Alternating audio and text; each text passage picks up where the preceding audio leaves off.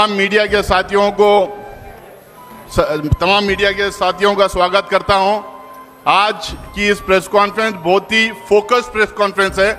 आप तमाम लोगों को पता है कि कुछ दिनों से देश में एक मुद्दे को लेकर विपक्ष काफी आवाज उठाई है, सड़कों पे भी, संसद में भी। उसमें कई सवाल उठे हैं, कई डेटा आप लोगों के सामने रखा गया है।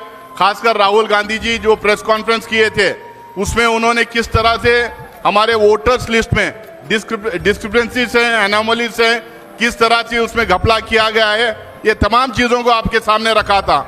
उसके बाद में हम तमाम अपोजिशन के पार्टीज ये एक्सपेक्ट कर रहे थे कि इलेक्शन कमीशन अपने तरफ से क्लैरिफिकेशन देगा, इलेक्शन कमीशन अपने तरफ से इसमें जवाब देगा और ट्रांसपेरेंसी जो हम लोगों के सामने रखना चाहिए उसके तहत सारी बात को एड्रेस करेगा। लेकिन जिस तरह की प्रेस कॉन्फ्रेंस कल हुई उससे एकदम साफ है कि जो आरोप हम लगा रहे थे, जो लगातार इस देश में कई सालों से, खासकर पिछले 10-11 साल में जो ऑटोनोमस बॉडीज हैं, जो कॉन्स्टिट्यूशनल बॉडीज हैं, उसको जिस तरह से सरकार हथियाली है, जिस तरह से उसको गुमराह करके रखी है, जिस तरह से ये कॉन्स्टिट्यूशनल बॉडीज कॉम्प्रोमाइज किए गए हैं, उसी तरह से हम लोग इलेक्शन कमीशन का भी जो है एक तरह से कॉम्प्रोमाइजिंग होते हुए दिखाई देता है।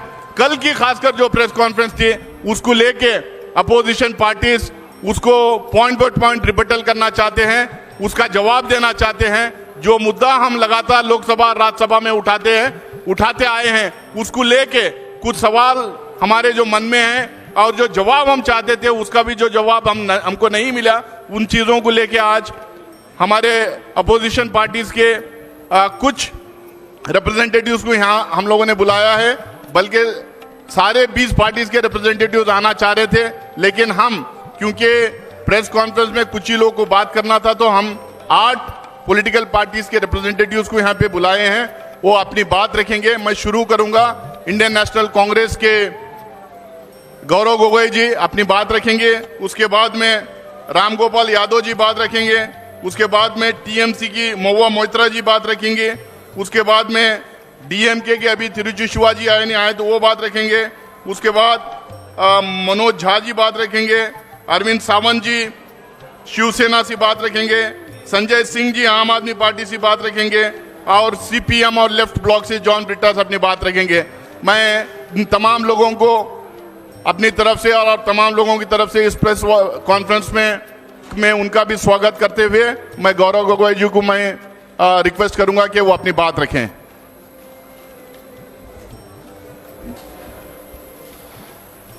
धन्यवाद नासिर हुसैन जी। आज इस महत्वपूर्ण संवाद वार्तालाप में उपस्थित आदरणीय राम गोपाल यादव जी, आदरणीय महुआ मोइत्रा जी, अरविंद सावंत जी, संजय सिंह जी, मनोज झा जी, जॉन ब्रिटास जी, यहाँ पर उपस्थित मीडिया के दोस्तों, आज का जो विषय है वो बहुत ही महत्वपूर्ण है। जो वोट देने का अधिकार है वो संविधान में उल्लेखित सबसे महत्वपूर्ण अधिकार है जो एक आम नागरिक के पास होता है। और अगर हमारी लोकतंत्र जीवित है तो वो सिर्फ इस आम नागरिक के वोट देने के अधिकार पर निर्भर है। इस अधिकार का संरक्षक केंद्र चुनाव आयोग है जो एक संवैधानिक संस्था है। लेकिन हम देख रहे हैं कि जिस प्रकार से कई महत्वपूर्ण सवाल भारत के विभिन्न राजनीतिक दल केंद्रीय निर्वाचन आयोग से पूछ रहे हैं, उन सवालों का उत्तर केंद्रीय निर्वाचन आयोग नहीं दे पा रहा और अपनी जिम्मेवारी से भागने की कोशिश कर रहा है। हाल में ही सुप्रीम कोर्ट का एक राय आया बिहार के एसआईआर के संदर्भ में। उस राय में केंद्रीय चुनाव आयोग ने जितने भी बात रखे, सारे महत्वपूर्ण बातों को सुप्रीम कोर्ट ने नकारा।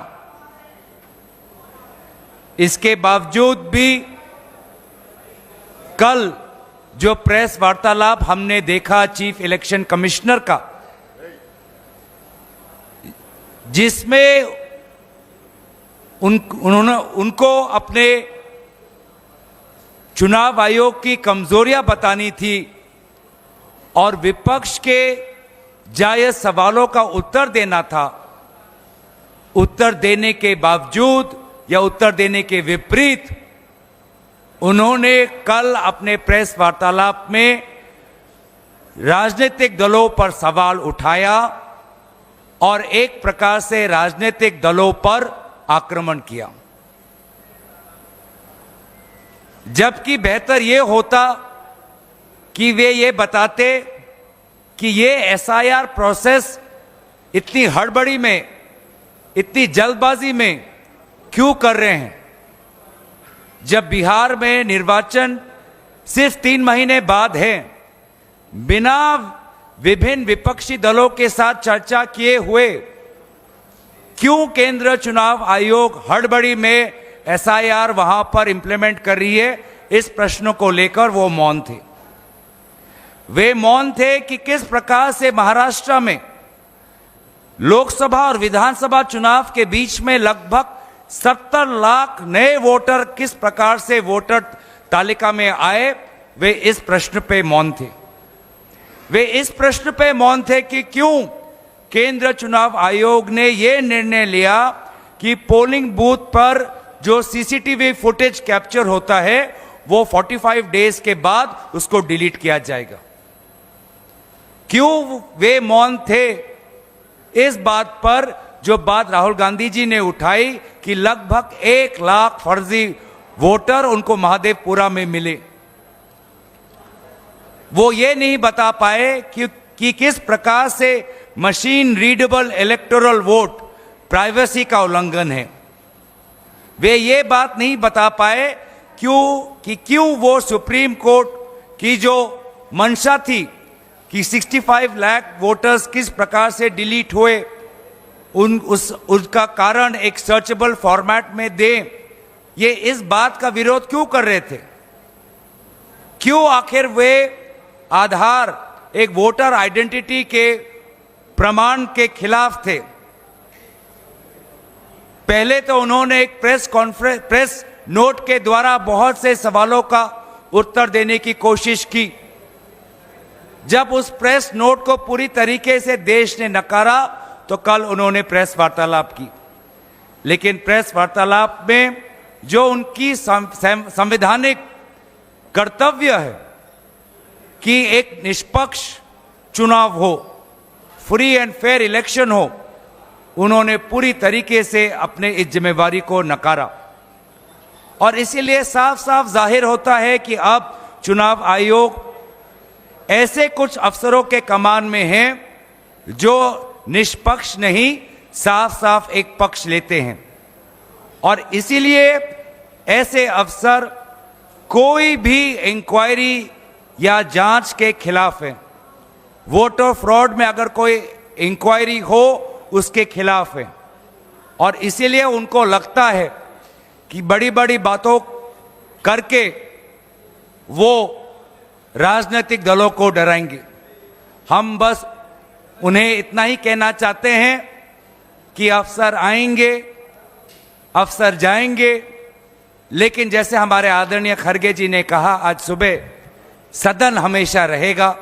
सदन उनके कार्यवाही की गवाही आने वाले दिनों में देगा। उन सभी की कार्यों पर हमारे सदन में उपस्थित सांसद, विभिन्न राजनीतिक दल हम नजर रखेंगे और आने वाले समय में उचित कदम लेंगे। मैं ये बातें कहकर अपने वाणी को विराम देता हूं और दरखास्त करता हूं कि आदरणीय राम गोपाल यादव जी अपनी बात आपके समक्ष रखेंगे। आदरणीय राम गोपाल यादव जी।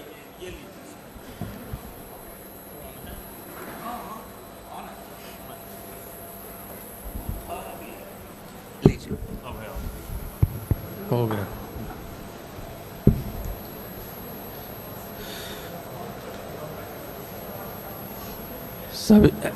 सभी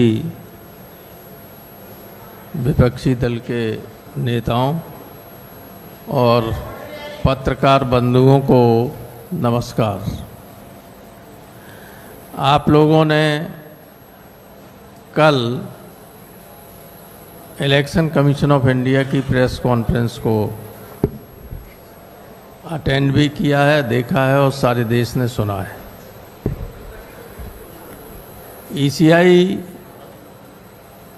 ने बार बार कहा है कि जो आरोप लगाए जा रहे हैं उसको शपथ पत्र के माध्यम से, एफिडेविट के माध्यम से दिया जाना चाहिए।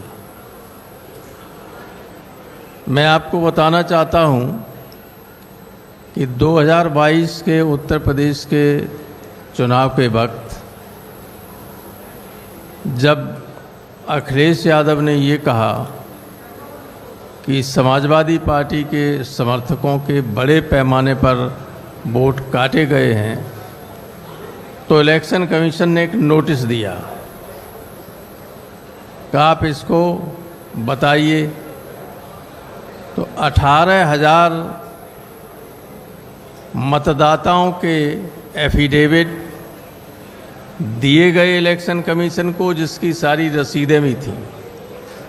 और आपको आश्चर्य होगा कि एक भी उस एफिडेविट पर आज तक कोई कार्रवाई नहीं की। जो इलेक्शन कमीशन रोजाना राहुल गांधी जी से एफिडेविट मांग रहा है, उस इलेक्शन कमीशन को हम 2022 में 18,000 गलत तरीके से काटे गए वोटों के एफिडेविट दे चुके हैं। इस तरह के एफिडेविट हैं, उसकी सब रसीदें हैं और कोई कार्रवाई नहीं हुई।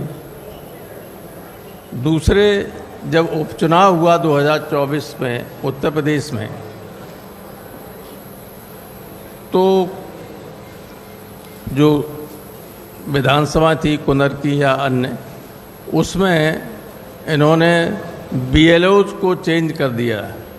कुंदर की में जो बनी हुई पहले की लिस्ट थी, उसमें से सारे यादव और मुसलमानों को 100% हटाकर दूसरे लोगों को रखा गया। दोनों सूचियां इलेक्शन कमीशन को दी गई शिकायत के तौर पर कि देखिए ये इलेक्शन कमीशन, ये थे बीएलओज, और इलेक्शन कमीशन ने जाति के आधार पर सारे मुस्लिम और यादवों को हटाकर दूसरे लोगों को किया है। उस पर कोई जांच और कोई कार्रवाई नहीं की गई। इसी तरीके से जब मैनपुरी में उपचुनाव हो रहा था, तब हमने लिख के दिया कि सिर्फ एक बिरादरी के ही सारे एसडीएम्स, सारे सीओज और सारे एसएचओज मैनपुरी में पोस्ट किए गए थे, एक ही बिरादरी की, मुख्यमंत्री की बिरादरी की।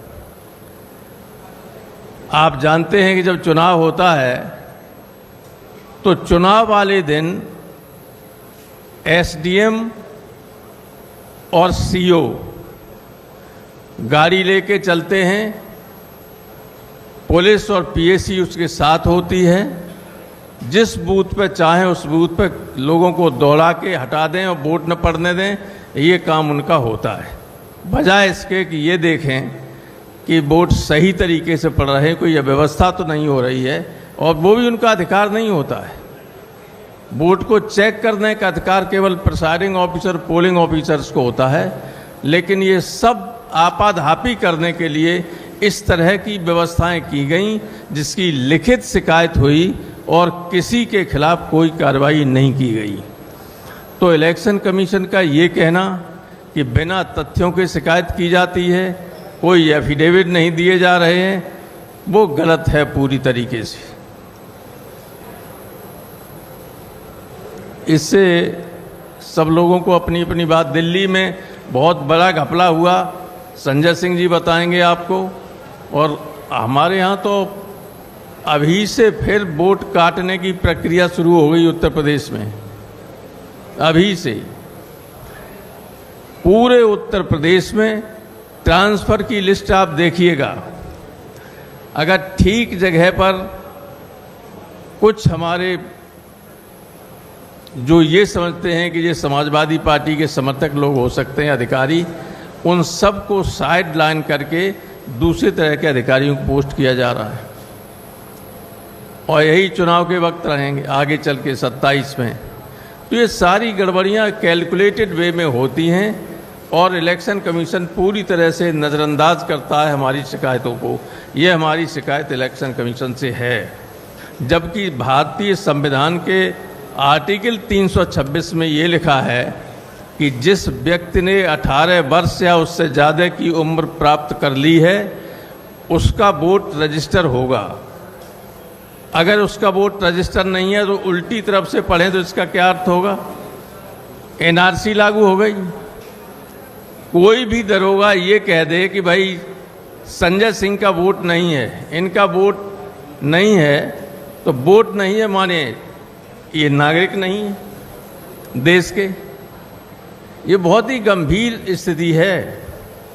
इस गवर्नमेंट का मंशा और इलेक्शन कमीशन का मंशा आर्टिकल 326 के इंटरप्रिटेशन पर देखिए कि बहुत ही गलत है। ये देश के लिए हानिकारक है। गंभीर चिंता की बात है सारे देश के नागरिकों के लिए। जिनका वोट नहीं होगा उनसे सरकारी अधिकारी कोई भी ये कह सकता है कि तुम तो इस देश के नागरिक नहीं हो। तो ये स्थिति है और इसको आप लोगों के माध्यम से मैं चाहता हूं कि देश की जनता को जागृत कीजिए। आप भी केवल सत्ताधारी दल की बात मत सुनिए, विपक्ष की भी बात सुनिए। यही देश को बनाने का काम करेंगे। बहुत धन्यवाद। बहुत बहुत शुक्रिया राम गोपाल यादव जी। जब से राहुल गांधी जी ने खुलासा किया है, अलग अलग देश के हिस्सों से अलग अलग कहानियाँ सामने आ रहे हैं, अलग अलग तरह से इलेक्टोरल फ्रॉड किया गया है। मैं अब मधु को करूंगा, महुआ मोइत्रा जी से, जो टीएमसी से हैं और वेस्ट बंगाल से सांसद हैं। Good afternoon, everyone. Thank you very much, all the members of the press, for being here.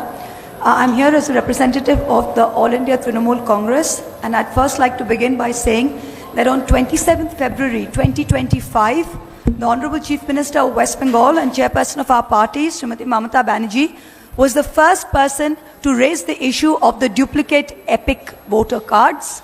And we first met with the Election Commission on the 6th of March. We wrote them a letter. Since then, we have written them 5 letters, submitted a memorandum. The deadline for solving the issue of the duplicate EPIC cards, by their own admission, was the 7th of June. The deadline has since passed. Second, what I come to now, the reason why we are all here is this absolutely shameful and I would say display of puppetry by the Chief Election Commissioner yesterday at the press conference. The job of this Election Commission, which is the constitutional body with a constitutional mandate, is not to attack the opposition. Mr. Commissioner, sir, I will urge that you leave that to your political masters. I'm going to go very quickly, one by one, through some of the points that he raised and rebut them, so we can all see how ludicrous some of these claims were. Number one, the special summary revision, the SSR, concluded in Bihar in January 2025, and continuous revision was done till June. That was the list that had been signed off by the Election Commission. Yesterday, you tell us that out of 65 lakh deletions, 22 lakh were dead people who were not recorded. So what are you trying to tell us? That all the previous lists and the list on which the Lok Sabha elections 2024 were done were fraudulent, were incorrect? If that is indeed the case, then all of your election commissioners, your entire election commission, current and previous years, should be prosecuted, and this current Lok Sabha, which is based on fraudulent election lists, should be dissolved immediately. Because the credibility of the people's mandate and the legitimacy of this government is at stake. That's the first thing. The second thing, the election commissioner is going on asking the opposition for affidavits. What is an affidavit? Please understand, you can do a suo motu inquiry when someone raises an objection if your intentions are bona fide.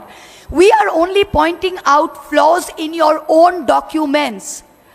Are you asking us to authenticate your own documents by an affidavit? These are your documents that have flaws by your own admission. You yourself said that 22 lakh people were there and they were not put on record, so that is a flaw. Can you, Mr. Chief Election Commissioner, put on affidavit that this list of 65 lakh deletions are correct? If this list is correct, then you cannot put on affidavit that the list with the 22 lakh deaths which are not put on record, all previous lists are incorrect. Either it is one or it is the other. You are asking us to authenticate your documents while you are publicly saying that they are wrong from previous years. The third thing, yesterday the list of 65 lakh voters has been published with reasons. Can I remind everyone that the Election Commission fought tooth and nail every step along the way. I was among the first petitioners on behalf of the All India Trinamool Congress against the Bihar SIR revision along with ADR. Every step of the way, the Election Commission said, we will not give you these names, we will not give you reasons for deletion, we will not accept Aadhaar cards, and we have no statutory obligation to do so. Today you are doing it because the Supreme Court has asked you to do it. Even then you are lying. I use this unparliamentary word lying because that is actually the truth. You come out and you say that there is a Supreme Court judgment which says it cannot be machine readable. Can I tell you that the 2018 Justice Sikri's judgment, Kamal Nath versus Election Commission of India, paragraph 24, I have the judgment here, only says, however, it is not necessary to go into this aspect. It does not say that machine readable will violate the privacy of an individual. That is completely incorrect. The next point, you say that there are 65 lakh people which have deleted. You have shrunk the Bihar list from 7.9 lakh voters to 7.24. But you refuse to answer any question as to how many of those people have submitted documents or not. You refuse to answer. In the list of 7.24, if 20 to 30% are unable to provide documents, that means you will delete another 2 crore people tomorrow. Is that the situation? The next one. How is it possible that dead people are in the draft list and living people are on the deleted list? How can a dead person be on a draft list? It can only happen because the BLOs were signing the form themselves. This is the only reason, because BLOs were signing the form themselves. Yesterday, the CEC said out of 65 lakh voters, only 28,370 have filed claims and objections. You mean to tell me only 0.4% of those deleted have filed claims and objections? Does that figure of 0.4% not tell you how ridiculous and how riddled with faults this entire exercise is? In just 2 districts of Bihar, Darbhanga and Kaimur, the BLO has marked not recommended to 10 to 12%. If we average this for the rest of Bihar, it means 80 lakh people will be marked not recommended and subjected to an arbitrary verification. So based on all of these, we can go on till the cows come home. But can I tell you, based on just these 5 points yesterday that the CEC said, this is ludicrous. It is not the job of the Chief Election Commissioners to attack the opposition. Your job, sir, is to go into great detail as to what the valid queries raised by the opposition was. Thank you. Thank you, Mahbub ji. अब बिहार जहाँ पे 65 lakh voters को delete किया गया है और वहाँ के अपोजिशन के पार्टीज वोट अधिकार रैली कल स्टार्ट किए हैं, 17 दिन की रैली भी वहाँ पे चलेगी. मैं आरजेडी के नुमाइंदे मनोज झा जी से रिक्वेस्ट करूँगा कि अपनी बात रखें. शुक्रिया नासिर भाई, थैंक यू एवरीबॉडी हियर. हम सब की मौजूदगी आपको ये बता रही है, आपने इस तरह का प्रेस कॉन्फ्रेंस समस्त विपक्ष का अपने ही चुनाव आयोग के खिलाफ इससे पूर्व नहीं देखा होगा, क्योंकि हमारा ये चुनाव आयोग अपने को नया चुनाव आयोग कहता है. ये पहली बात मैं कहना चाहता हूं. दूसरी बात, कल जब चुनाव आयोग आयुक्त महोदय ने प्रेस कॉन्फ्रेंस की, आप सबको यह एहसास हुआ होगा कि वो हमारे सवालों को क्लैरिफाई नहीं कर रहे थे, स्पष्टीकरण नहीं दे रहे थे, बल्कि वो उस मौके का इस्तेमाल कर रहे थे किसी के इशारे और इरादे को साफ तौर पर पब्लिक डोमेन में रखने का। तीसरी चीज, रविवार का दिन चुना गया क्योंकि कल ही 11 बजे दिन से सासाराम से राहुल जी, तेजस्वी जी और समस्त विपक्ष ने वोट बचाओ यात्रा शुरू की। तो उन्हें लगा कि इस विजुअल को, इस संदेश को कैसे ब्लॉक किया जाए। तो महोदय सामने आए। मैं एक एक पत्रकारों के सवाल को मैंने सुना है, एक भी पत्रकार के सवाल का जवाब नहीं मिला, बल्कि उनके चेहरे की खींच बता रही थी कि उनके पास जवाब नहीं है। मैं कम से कम आप लोग बधाई के पात्र हैं कि आप लोगों को मिसलीडिंग का तमगा नहीं मिला। नहीं तो अब तक चुनाव आयोग हर आपत्ति, हर शिकायत के बदले ये कहता था मिसलीडिंग। हमने कुछ लोग माननीय सर्वोच्च न्यायालय में उपस्थित किए जो जिंदा लोग हैं, जिनके साथ राहुल जी ने चाय भी पी।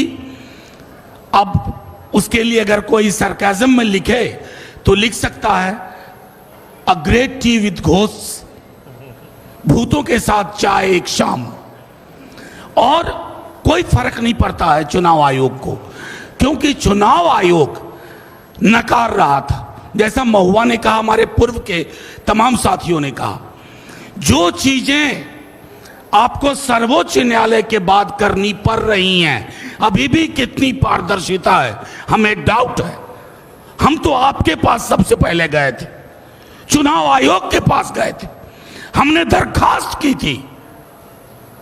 आज कहना नहीं चाहता आपका व्यवहार क्या था।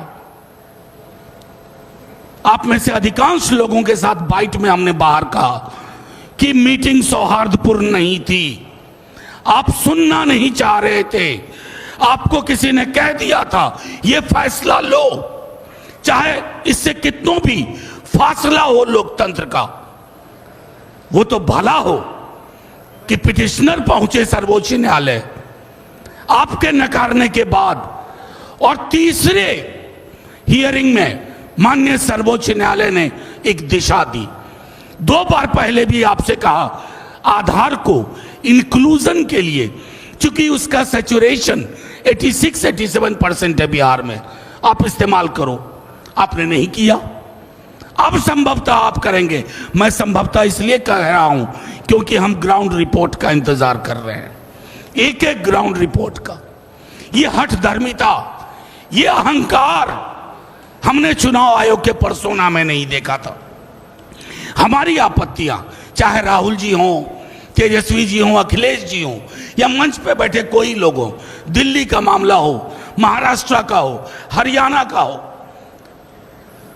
हमारी शिकायत इसी किताब की ताकत से आती है। ये भारत का संविधान है।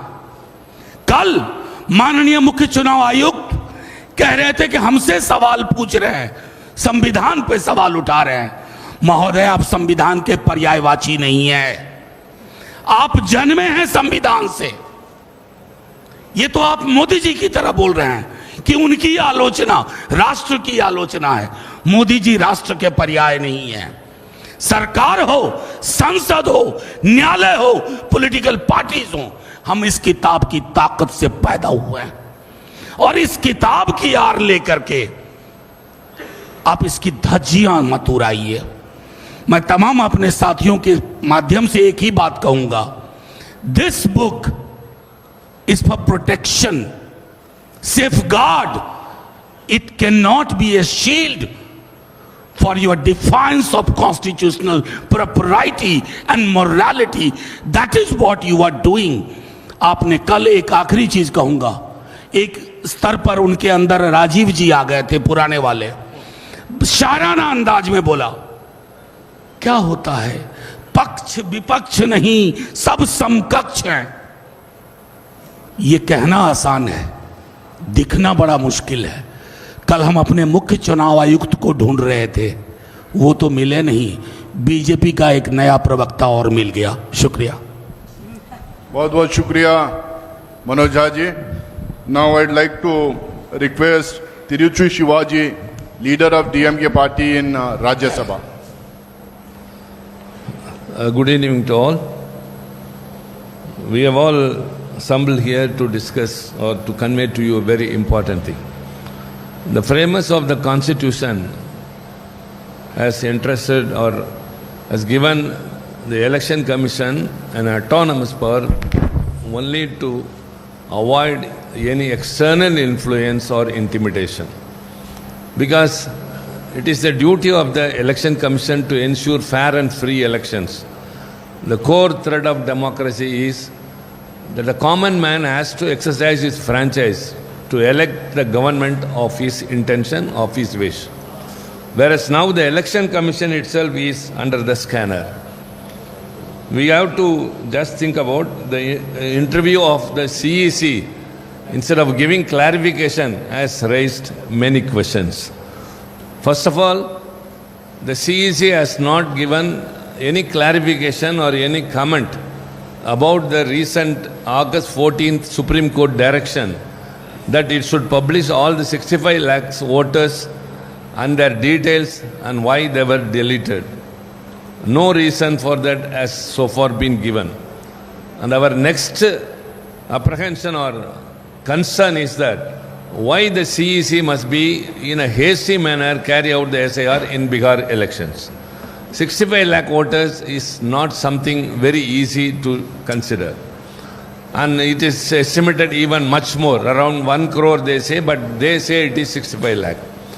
We want to discuss it on the floor of the parliament because the parliament is the highest forum where we can debate anything. Even the constitutional authorities could be debated under various rules, and there are rules, and we are trying for it, whereas the government is not prepared. Here arises many questions which has to be answered and which is left to your thinking why the ruling party is not coming forward for a debate in the parliament on SIR. And our other question is, how can there be so many deletions of eligible voters when house-to-house enumeration has been undertaken? Number two, why the enrollment of new voters is abnormally low when these young voters have been enumerated? Has any database been compiled to show how many youngsters who turned 18 on the qualifying data were included? No transparency in that, and the CEC is not coming forward. So also the procedure for inquiry and 2 appeals, along with their timelines, as contemplated under the Registration of Election Rules 1960, may include a huge number of voters in the forthcoming elections in Bihar. Is the ECI going to address the issue? And will the ECE take these practical difficulties into account while conducting SIR in other states? Because it has started in Bihar, it will spread across the nation.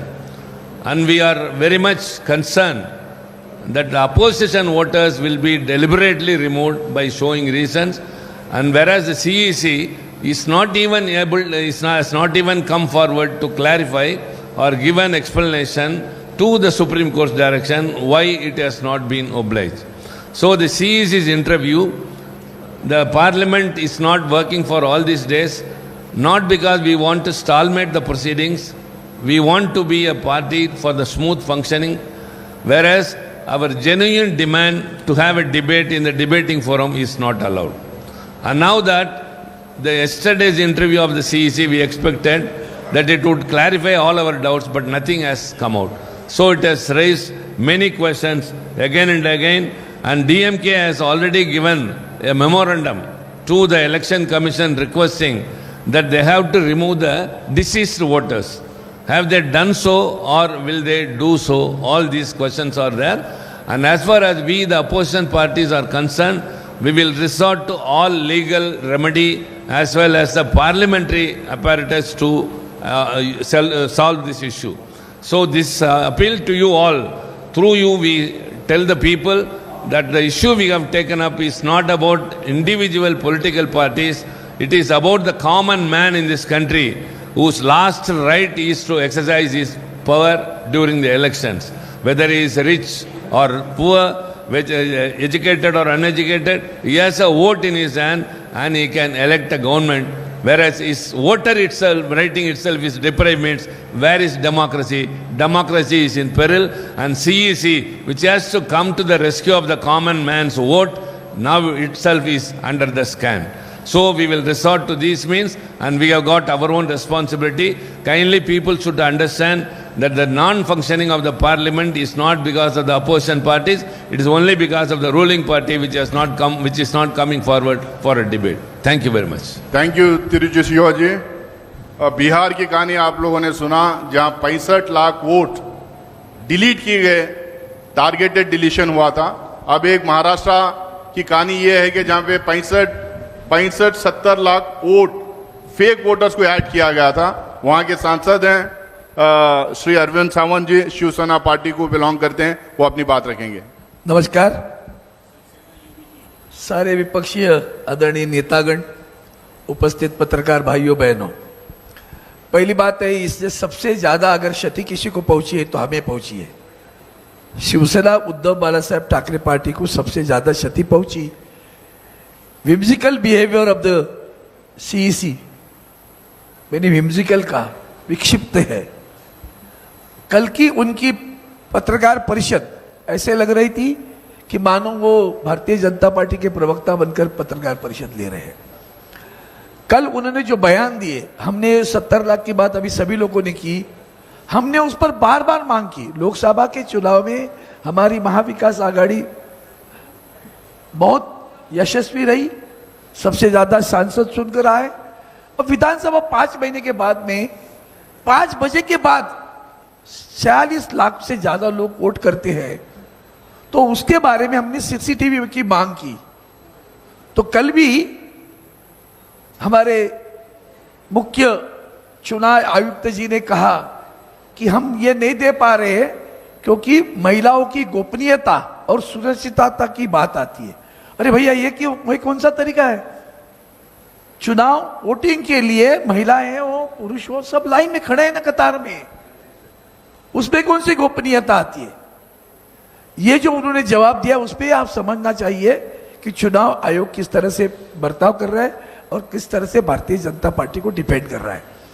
अब रही बात क्षति की बात, कहता हूं तो इसके बाद में ये 70 लाख वोट जो दादा मिले, आज तक उन्होंने उसका जवाब दिया नहीं है।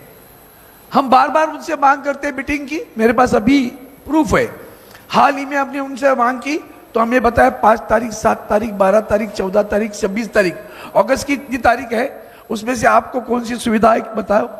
हमारे पार्टी के सचिव है अनिल देसाई जी ने, उन्होंने कहा 12 अगस्त को हमें चाहिए, तो कहा नहीं, 12 तारीख का शेड्यूल फाइनल हुआ है। 12 तारीख को किसको मिले? जिनको इन्होंने हमारा चुनाव चिन्ह और हमारा नाम भी पार्टी का दे दिया। उस वक्त भी कल उन्होंने एक बयान दिया, हम पक्ष विपक्ष नहीं देखते।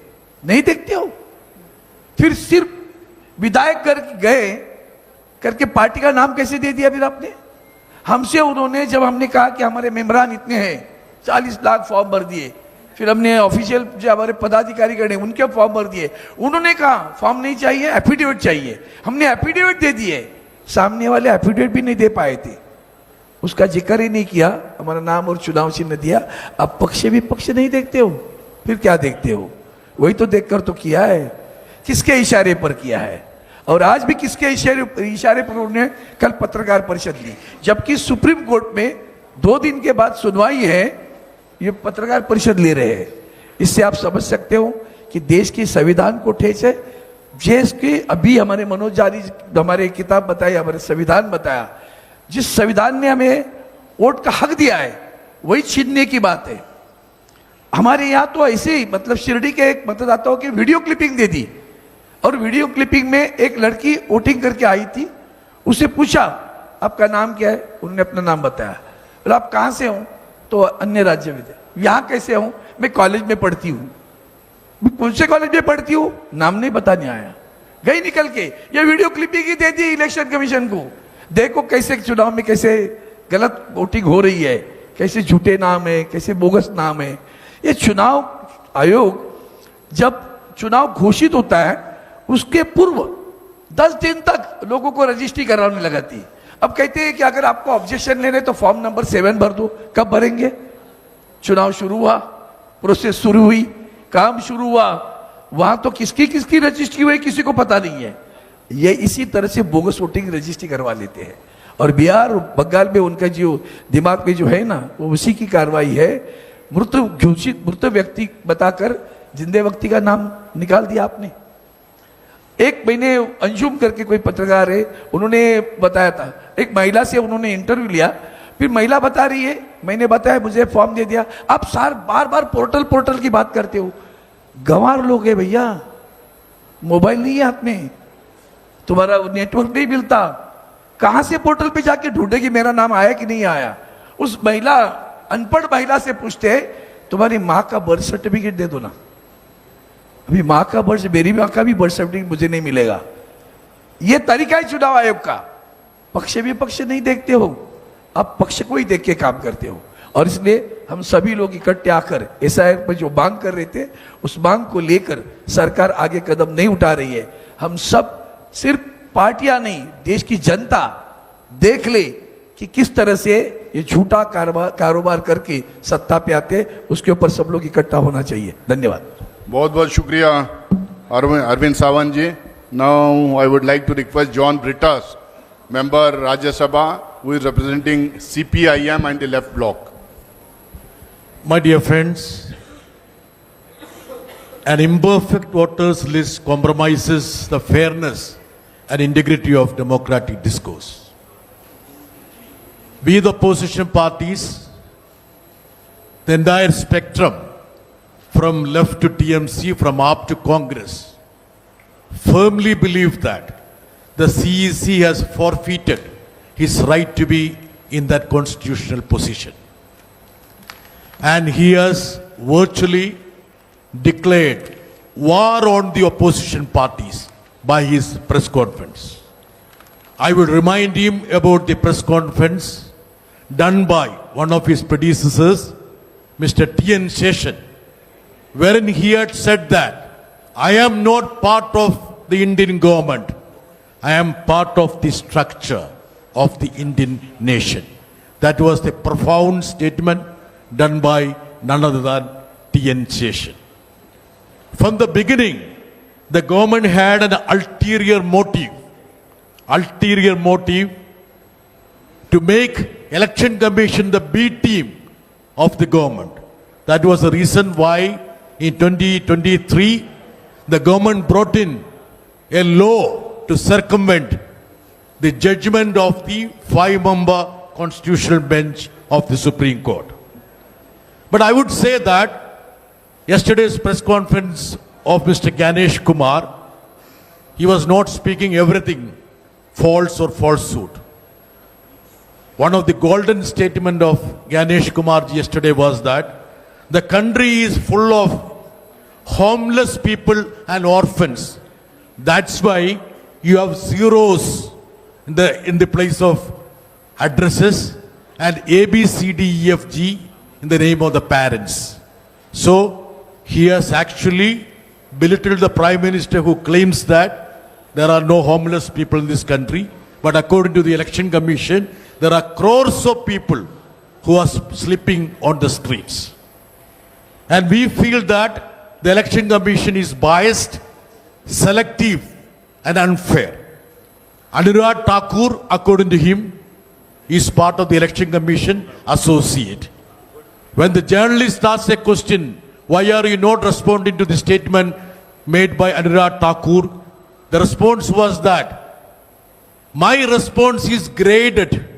Doesn't mean that he's upgrading the status of Anurag Thakur from a politician's status to the constitutional body status.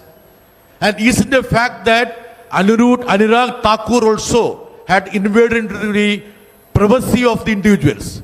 He talked about one lady, Maimuna, having 3 votes in Kerala, whereas the so-called Maimuna were 3 individuals in 3 polling booths. So we feel that there is a design diabolic game to make the voters list adulterate from Kerala to Kashmir. In Kerala, the lone seat the BJP has won has been managed by unfair, fraudulent means. Suppose the BJP decides they don't have a chance in other constituencies, they will bring all their sympathizers to one constituencies and they will concentrate in that seat and they will win. So this has created a situation wherein we have no other option but to ensure that a protest is there so that the constitutional body adheres to the rules of the business. Thank you very much. ये हिंदी में बोलना है नहीं वो request ये संजय जी ये Thank you, John Britas ji. Now I would like to request Sanjay Singh Saab from Aam Aadmi Party to address the media. सभी विपक्षी दलों के महत्वपूर्ण नेताओं ने अपनी बात आपके समक्ष रखी। कल चुनाव आयुक्त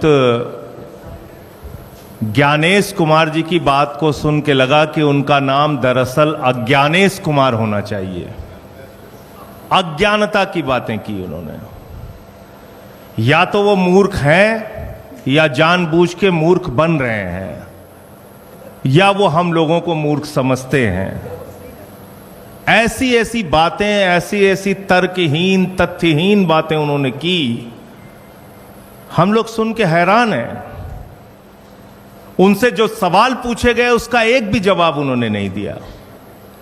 आपने एक महीने के अंदर 25 जून से 25 जुलाई तक SIR में 65 लाख वोट काट दिए बिहार के अंदर, एक भी वोट नहीं जोड़ा आपने। आपने 65 लाख वोट काट दिए। आप कह रहे हैं आप SIR कर रहे हैं, स्पेशल इंटेंसिव रिवीजन, और उस रिवीजन में आपको एक भी आदमी पूरे बिहार में वोट जोड़ने लायक नहीं मिला। ये कैसा SIR है आपका? आपने कहा 22 लाख लोग मर गए, उनके नाम काट दिए हमने।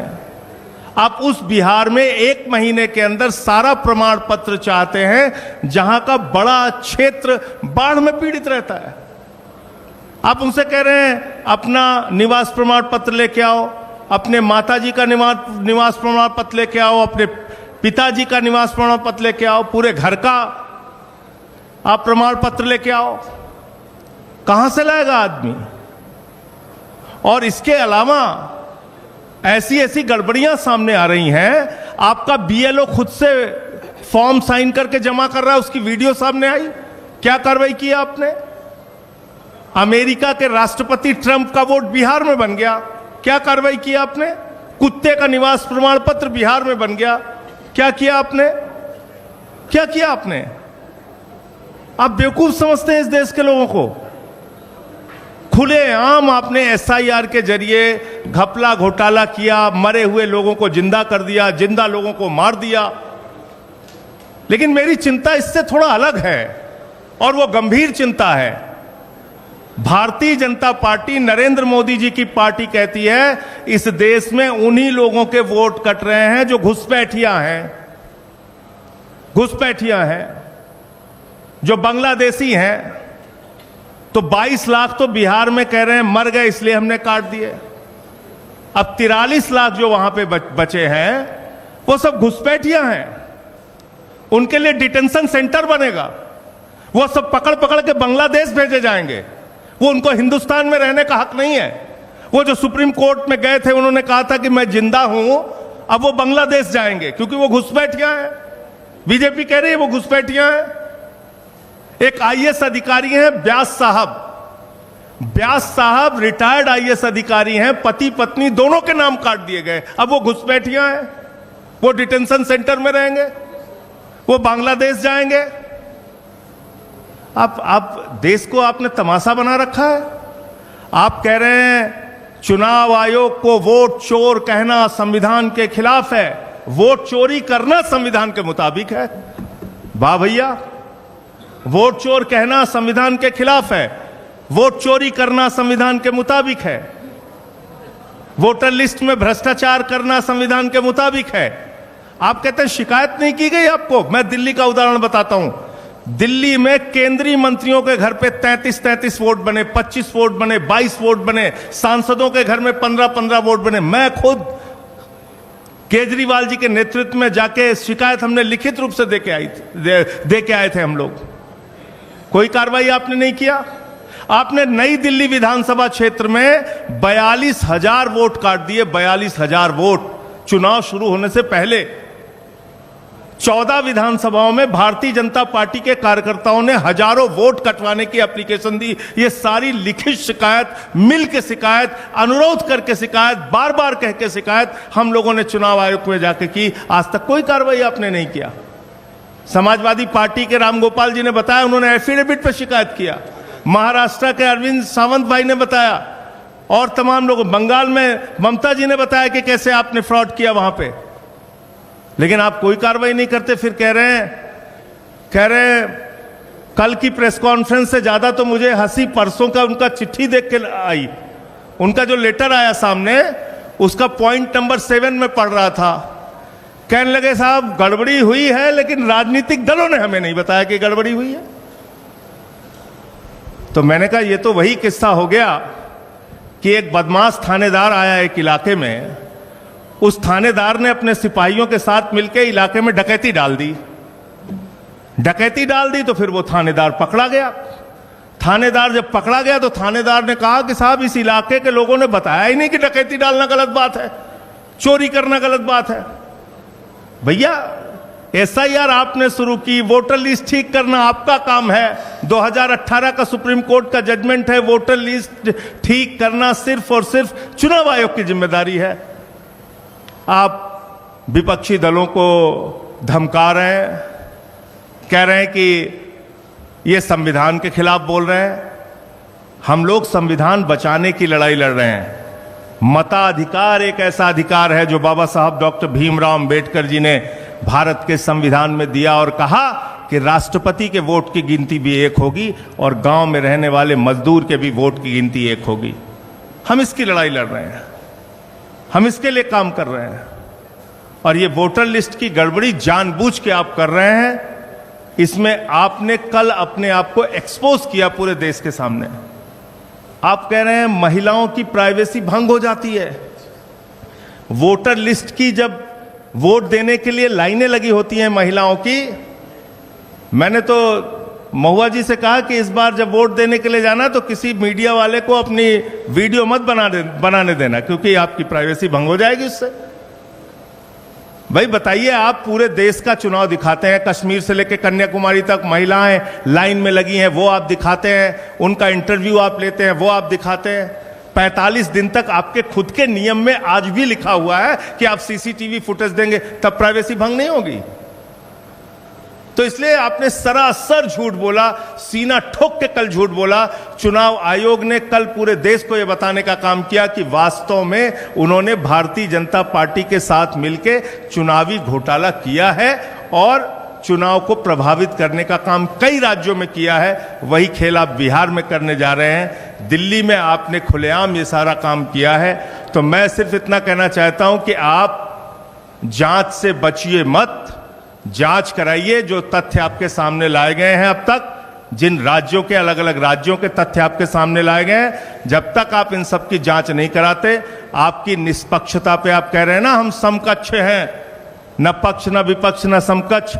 आपको अगर अपने आप को निष्पक्ष साबित करना है तो पूरे देश में जहां जहां बड़ी शिकायतें आपके बारे में मिली हैं, आप उसकी जांच कराइए और कार्रवाई कराइए, वरना आपको हमेशा ये कहा जाएगा कि आपके नेतृत्व में वोट चोरी हुई है और आपने घोटाला किया है। धन्यवाद। बहुत बहुत शुक्रिया संजय सिंह साहब।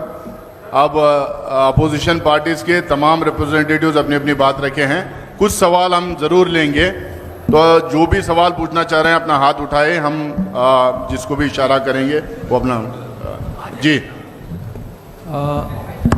काफ़ी चर्चा चल रही है कि election commission, since everyone is saying कि इलेक्शन कमीशन बायस्ड है, it is acting as a spokesperson of the BJP.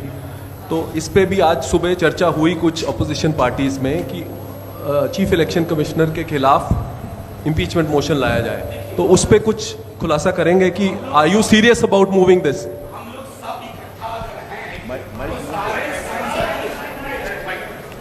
हम लोग अगर सब इकट्ठा आपके समक्ष आए हैं तो ग्रेडेड रिस्पांस देखिए, तमाम संसदीय और कानूनी विकल्प खुले हुए हैं, उनका इस्तेमाल होगा। देखिए, इस पर चर्चा हुई है, काफ़ी सहमति बनी और उचित समय पर उचित निर्णय लिया जाएगा। जी मैडम। सर आप माइक अच्छा सर- ठीक है, पूछिए। सर मेरा सवाल है, क्योंकि त्रिची शिवा सर यहाँ बैठे हुए हैं, क्या ऐसा कोई आप लोगों की तरफ से वाइस प्रेसिडेंट कैंडिडेट ऐसा हुआ है कि सर को अनाउंस किया जाएगा, या कोई नाम अभी ऐसा आ पाया? ये आज का विषय नहीं है। हम जो आज का विषय है उस पर अगर आपका कोई सवाल है। Smita Sharma here. Though quick question on the question of impeachment.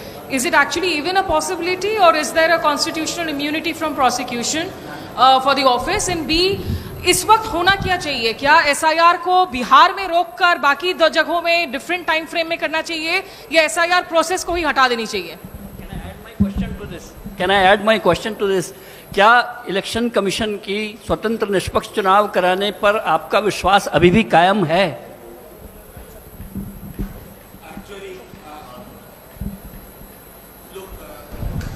There are two questions, more or less similar. Let me tell you, matter is sub judice. An honorable Supreme Court has been looking at it with sensitivity and potential maximum inclusion. So, we'll wait for how it is shaped finally and then how it moves. As of now, we are submitting further prayers, but before the court. And if we are holding press conference, there is definitely erosion of faith in a commission whose tenets, whose idea was founded by Sukumar Sen, the first chief election commissioner. मौसमी जी, sir मेरा सवाल एक minute आप पूछिए।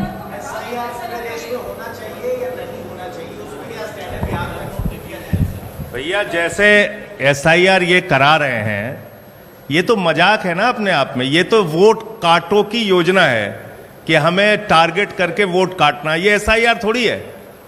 1 महीने के अंदर आप पूरा प्रमाण पत्र मांग रहे हैं, बाढ़ प्रभावित क्षेत्रों की भौगोलिक स्थितियों को नजरअंदाज कर रहे हैं, लोग कैसे अपने सर्टिफिकेट्स देंगे, कैसे अपने कागज देंगे, उसको आप मान नहीं रहे हैं, आधार आप मान नहीं। ये तो वोट काटो योजना है ना, ये SIR कहाँ है? इसलिए हम इसका पूरी तरीके से विरोध करते हैं। ये इस प्रकार से SIR तो कतई चल ही नहीं सकता है।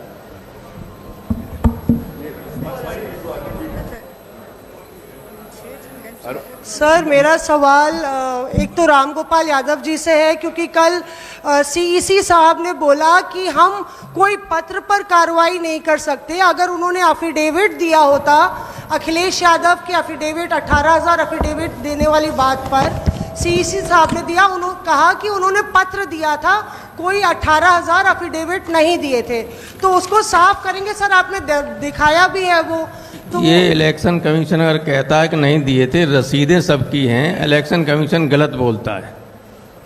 और एक केवल 18,000 एफिडेविट ही नहीं दिए, मैनपुरी के वक्त भी शिकायतें दी और कुनरकी का पूरा सबूत दिया कि किस तरह से जाति के आधार पर BLOs को हटाया गया। सब कुछ, किसी के खिलाफ कोई कार्रवाई नहीं की। What ever election commission has said yesterday is absolutely wrong. Sir दूसरा सवाल, आज तक लगातार ग्राउंड जीरो पर पड़ताल कर रहा है। हम लोग ने SIR पे लगातार सीरीज की हैं, और जो ज़िला प्रशासन है वो कह रहा है कि ये रिपोर्टें सारी भ्रामक हैं, मिसलीडिंग हैं और झूठ हैं। किस तरह से आप लोग इस पर रिएक्ट करते हैं?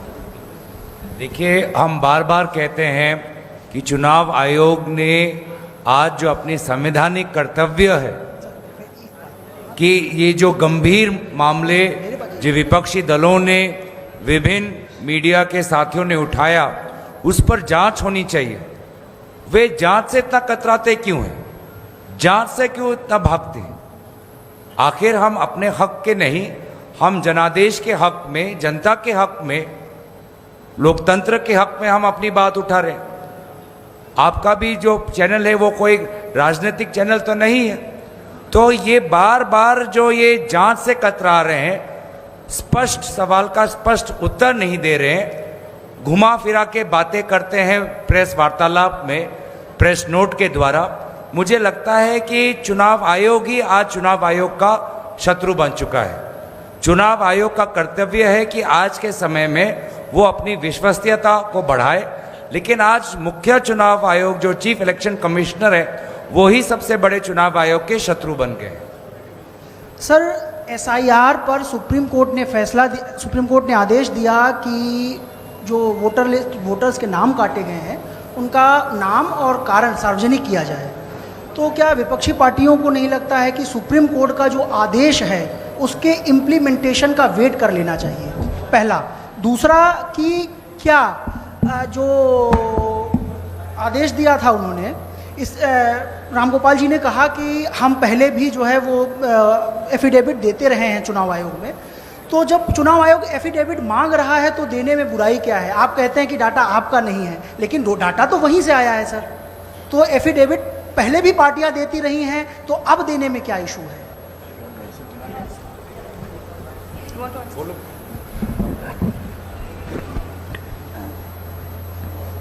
Sir, coming to your question, I'm going to answer it in English if that's okay.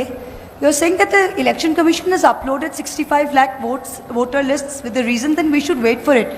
May I remind you that the Election Commission at every step of the way on affidavit said they had no statutory duty or obligation to do this. They opposed it. It is only because we went to court. I went to court, Mr. Jha went to court, and a few others went to court. It is only on the direction of the Supreme Court that they are today having to publish this, much against their will. So please be under no illusion that the Election Commission, due to transparency or due to any constitutional obligation, published this list. It is only because they were forced to by the Supreme Court. Number one. The second thing that you're going on about affidavit. What is an affidavit supposed to be? An affidavit is for an official or a legal document to authenticate something. In this case, the election commissioner himself is saying that 22 lakh deaths were not recorded in previous electoral lists. So you are saying that the previous electoral list was wrong, today's is correct. Are we supposed to authenticate that? Why don't you give an affidavit? Why doesn't the election commission give an affidavit saying that the 65 lakh is correct and saying that the previous one is wrong? How can we authenticate their own data? We are only pointing out flaws. The question is not of affidavit. The question is much larger. What is the problem here? And should you not do an inquiry into this big problem that you yourself are admitting this vast irregularity? That's the main point here. विजय लक्ष्मी, आप लोगों ने सबने कहा कि संसदीय विकल्प या कानूनी विकल्प जो भी होगा वो आप लेंगे, और इलेक्शन कमीशन पर अब लगता है कि भरोसा देश के विपक्ष को नहीं है। तो क्या एक विकल्प चुनाव का बहिष्कार भी हो सकता है, जिस तरह का इशारा तेजस्वी यादव ने भी किया था?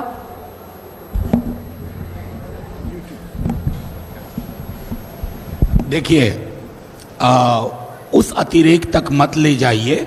जो हमने बातें की थी, जो तेजस्वी जी ने कहा, उसका संदर्भ ये था कि हम पहले चुनाव आयोग गए, वहाँ अहंकार देखा, हठ धर्मिता देखी, वहाँ डायलॉग सुने। अंग्रेजी में दो शब्द है एक ही क्रिया के। सुनना के लिए अंग्रेजी में एक शब्द है हियरिंग और दूसरा शब्द है listening. And all of us here know the difference between hearing and listening.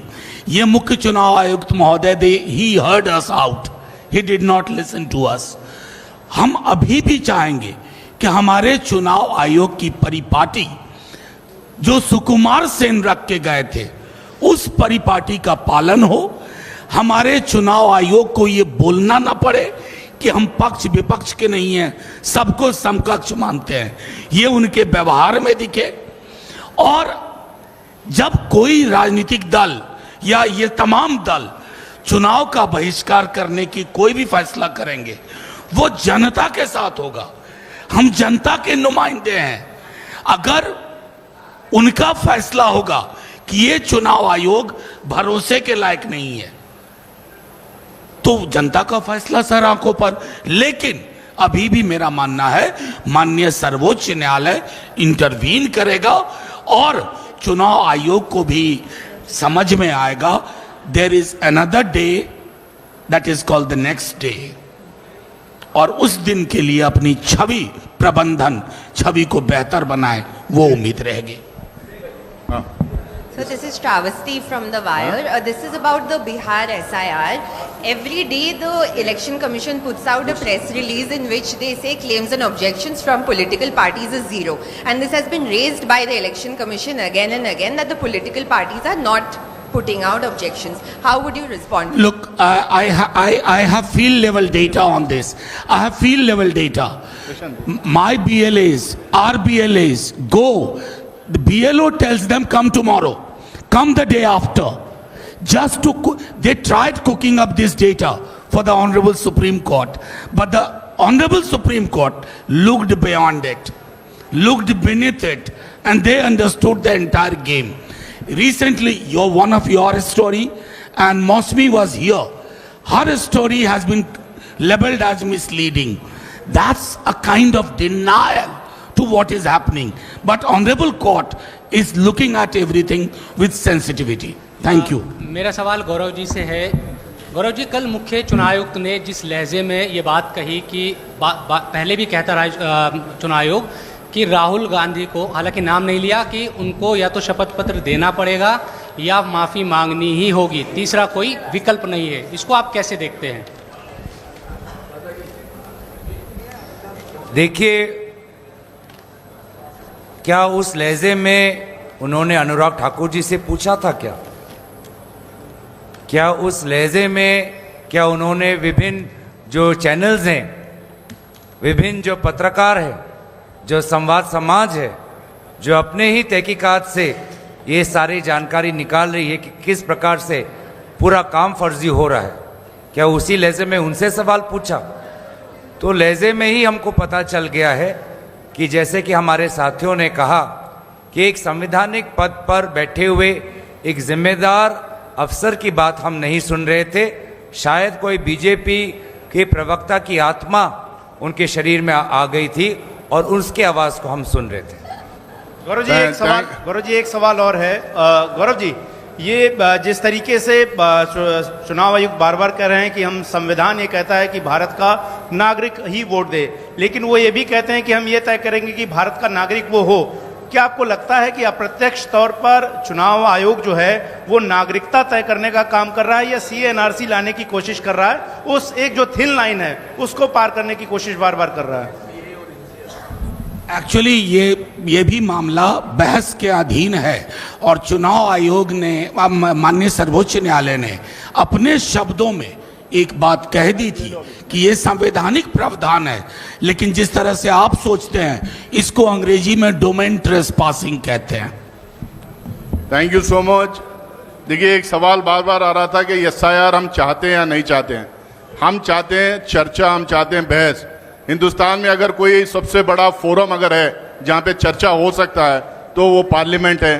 तमाम अपोजिशन पार्टीज लगातार ये पूरे सेशन में चर्चा की मांग कर रहे हैं. वहाँ पे तय होगा कि SIR होना नहीं होना, कौन करेंगे नहीं करेंगे, आगे क्या होना चाहिए, सब वहाँ चर्चा होती है. तो हमारी मांग है कि SIR के ऊपर एक विस्तार से चर्चा दोनों हाउसेस में होना और वहाँ पे बहस के बाद डिसीजन होगा क्या होना नहीं होना. और जहाँ तक CEC के डराने धमकाने की बात है, हम वोट के अधिकार की मांग कर रहे हैं, उसकी रक्षा के लिए किसी भी हद तक जा सकते हैं. बहुत बहुत धन्यवाद. और तमाम मीडिया के दोस्तों के लिए रिफ्रेशमेंट अरेंज किया गया है.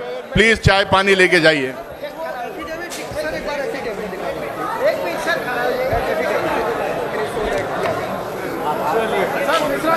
मिश्रा जी